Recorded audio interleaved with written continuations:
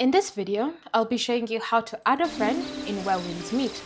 So all you need to do is simply bring up the chat on your game, whether you're using PC or Android or iOS. Then from here, simply go to Friend.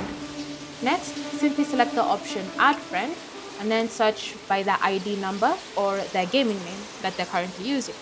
Once you've searched that, and then you've pressed enter, you should be able to see them appearing in the search results. If it's your first time adding that specific friend, you should see a plus icon next to it. So for example, you have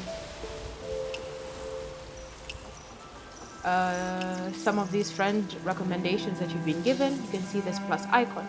So when you click on this plus icon, you'll send a friend request to that person.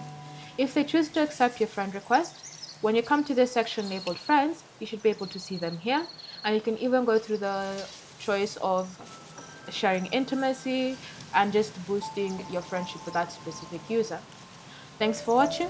If you have any questions, leave them down below and I'll see you in the next video.